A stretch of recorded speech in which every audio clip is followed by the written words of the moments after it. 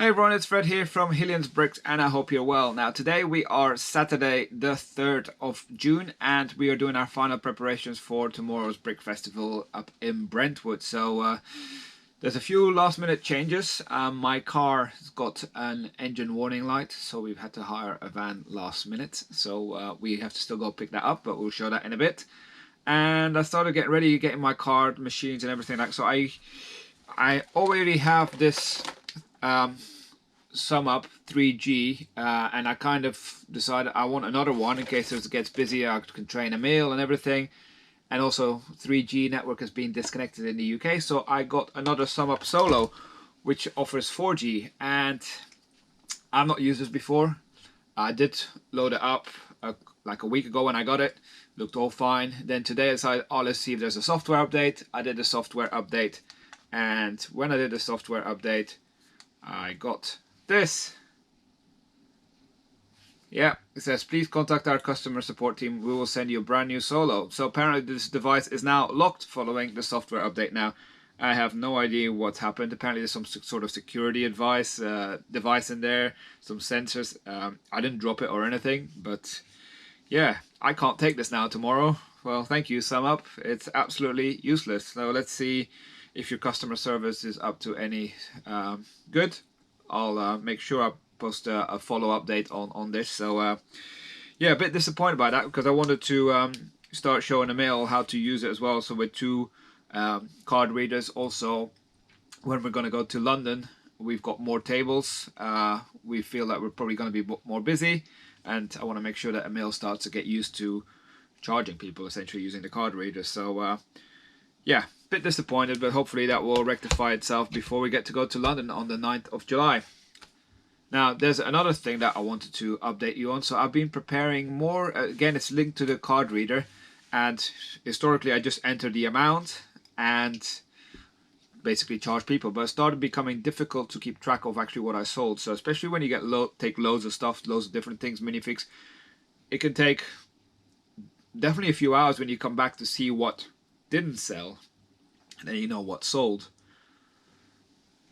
This is all for bookkeeping things and inventory, because I do take stuff out of my bricklink store and then I want to add it back in afterwards, you know, take it out of the storeroom and things like that.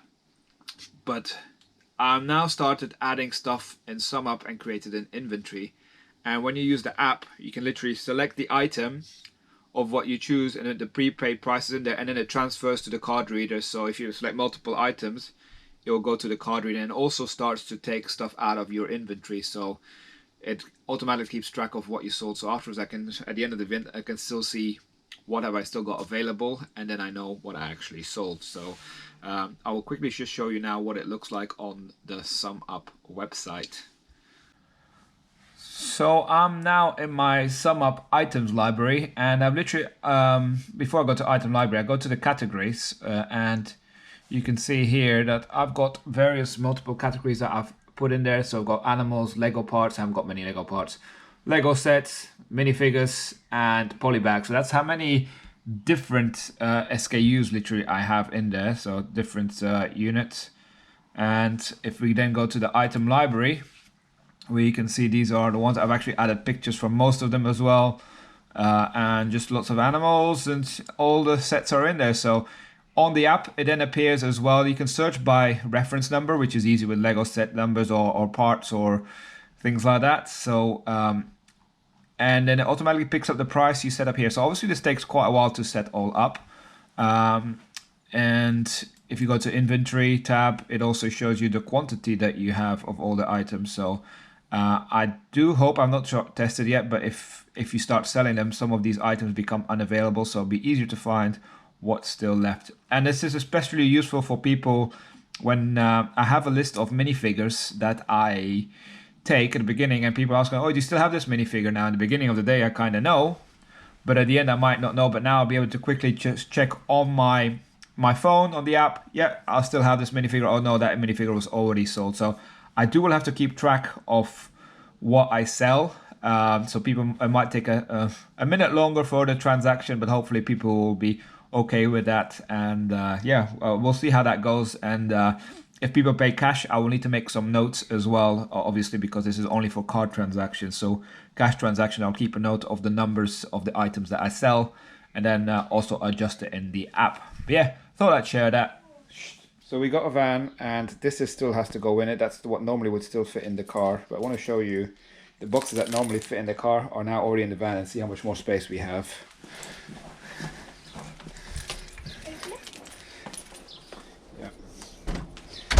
So, as you can see, this van is practically empty, and this is what would have filled the car, and then we would have to put the other boxes in the roof box. So we can fit in a lot more Lego here for tomorrow. So this is about not even a quarter full. We'll probably have it half full for tomorrow. But yeah, let's go find some more Lego to take. The next day.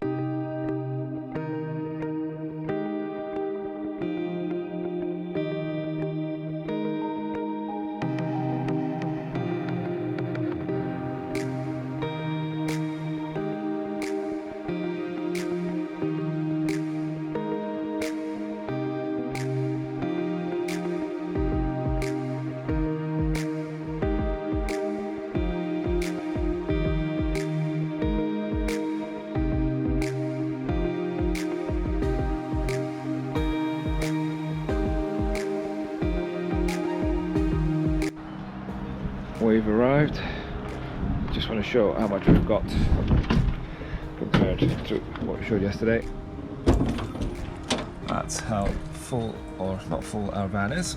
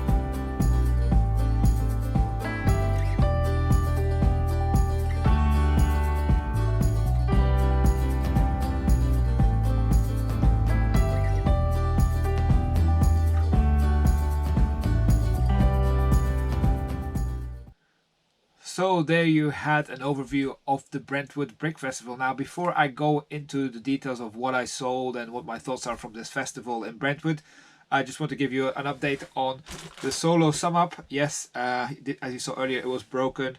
I reached out to customer service. They said, send us the old one back. I will send you a new one replacement. I already received the replacement and it's charged at the moment. It works at the moment. And I just had to print out a postage label and return the other one free of charge. So that's on its way now back to sum up. So hopefully this one will be okay and I will have 2 card readers for the future. Now, what did I think about the Brentwood Festival? So this, first of all, let's talk about the venue. It was a really nice venue. One of the better ones we've been to. Is the biggest one out of the 3 I've been to. Didn't feel like you were crammed, that you had plenty of space. You might have noticed that I had 4 tables at the end and 2 backing tables. I did contact the organizer the day before to see if I could squeeze in an extra table because we had the van. I wanted to optimize it and they accommodated that. I just had to pay on the day when I arrived the extra fee for getting an extra table. So yeah, it does. If you need something last minute, you can always reach out to the organizers. So that's quite helpful. So it's good to see the usual people as well that I've met before in the different events. So there tends to be the similar people going around to the different events I've noticed. And yeah, it's a nice community, and it was busier than Chester, that's for sure. So when the doors open, you can start to see the stream of people coming in, and I kept fairly busy until about 2:30, 3 o'clock. Now, it was a very warm day on a Sunday, and it's to be expected, and I was quite surprised it was that busy. So from a sales perspective, it worked out quite well, and I'll go into details in a minute of some of the stuff that we sold. And yeah, all in all, it was a good day. The last 2 hours are a bit long, and you have to then fill in the van, pack everything up. It does take a bit longer, but yeah, the van paid for itself. For anyone who's interested in kind of understanding what the costs were from the van, I had to hire the van from the Saturday, obviously to load it up on the Saturday afternoon, evening, and then on the Sunday we couldn't return it because we were at the event, and I returned it Monday morning, so I had to hire it for 2 days. And it cost me, for the 2 days, just over £100. So as you see, it was quite a big van. So it's something that I'm probably going to be using a lot in the future as well. You could see there was a lot more things that you could take. And I took the opportunity to take a few more bigger sets as well, which when I do it with my car, I'm limited in space and I try to get a lot more sets in. So I tend to put smaller sets in. So how did we do from a selling perspective? So I'm not going to go into total figure or anything like that, but it was more successful than Maidstone in the end. Definitely a lot more successful than Cheshunt. That's not difficult.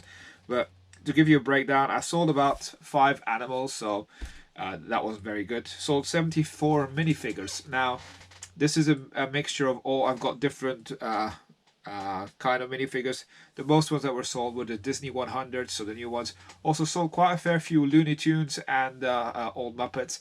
Star Wars, superheroes, Harry Potter didn't really sell that much in this one compared to Maidstone, like the superheroes and Star Wars figures sold like anything.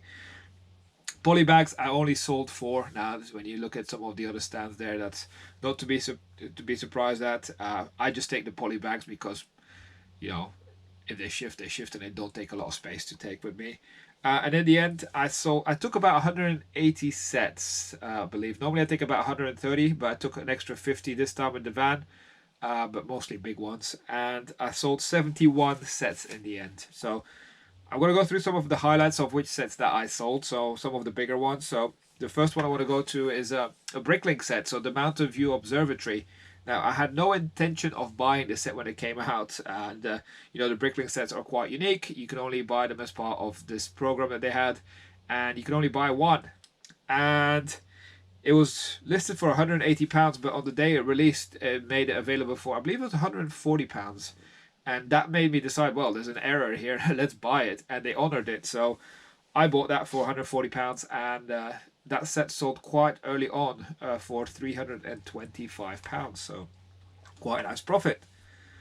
Then I also, you might have noticed, I had some Saturn 5, so I had 2 of them with me, and I sold both of them for £175. Now, I bought these in 2021, so just 2 years ago, from Amazon Italy, and I paid £81 a unit, so quite a nice return on investment for that one. Then I had the blue Fiat 500 and the yellow Fiat 500. Now the yellow one I sold for 85 and I only bought it for 67.50. So I'm trying to get rid of some of my bigger sets to create space to refill and, you know, get rid of my mistakes. And well, the mistakes still made a small profit. So, but for me, it's to generate that cash to reinvest in something that's going to be more lucrative. Whereas the Fiat 500, the blue one, which is obviously only available in the UK at the time, now retired, I sold for £110, and when I bought that, that was at £52. So again, double your money. Then I took two Pirates of Barracuda Bay with me. I have more in my storage unit. I do like that set, and I sold one of them, and I sold it for £250. I bought mine for about £153, so almost £100 profit. I know it's not the usual 100% ROI that I tend to go for, but some of these bigger sets, they do take a lot of space up in my storage unit, and when I think about it, I could potentially invest it into something else. And it's cash that's tied up for God knows how long, right? Similar to the next one, I had two corner garages, and quite a few stands actually had corner garages, and I believe I was one of the first ones to sell it. That was my first sale, and I sold mine for £225. Bought mine for £139, so decent return. I still got another one, and I got one built as well, so in my personal collection. And then I had two Hogwarts Express, the little ones, the old 75955, I believe the number is. You know, the new one has just come out, which is about retails for about 115, I believe, and it looks very similar. I just want to get rid of mine. I have 5 in total. I took 2 to this one, and I sold both of them, and I priced them competitively because I just want to get rid. And I priced them at £75 each, and I bought these at 56, so just under £20 profit. Just again, quite a big box. Just want to get me that money, and I want to buy something else with it. And then the final set that I'm going to share is another big set in terms of a box, but it's one of the Minecraft sets. It's a Creeper Mine set, and I sold that one for £95. So that one I bought from Amazon Germany a few years ago for £55. So that gives you kind of a flavor of the sets that I sold. I sold also the things I tend to sell are the smaller sets, whether it's like some gift and purchase sets, or you know, some Star Wars sets, or some brickheads. Those are the sort of things that tend to sell quite well as well. But yeah, that's the kind of overview of what I sold at Brentwood Brick Festival. I love these festivals so much now that I have been tempted by booking another one before I'm going to London. So initially my plan was to have a break now and go on the 9th of July to London Olympia. Instead, well, I'm still going to that one, but I've also booked Cambridge. So on Saturday the 17th of June, which is not long away, I will be at Cambridge just by myself. Amir won't be making it to that one. I've got 3 tables for that one again, so it's slightly smaller, but I hope to be busy. The event looks like it might be busy, so yeah, can't wait to go there. If you plan on going there, make sure you don't hesitate to ask for a picture of me, because some people that were there today, oh well, not today, that were there at the event in Brentwood actually took some pictures with me, and I've asked them to share it with me. Now, if you haven't shared it, it's too late, but in the future, people, please share these pictures on my Discord. I'm going to create a separate thread for photos, just so, because I want to feature your people that actually have come, and here's some footage or some pictures from the people who came for today. But yeah, always nice to see the people from the community, because that's what really makes my day. But yeah, thanks for watching. I hope you enjoyed it, and we'll see you around. Bye for now.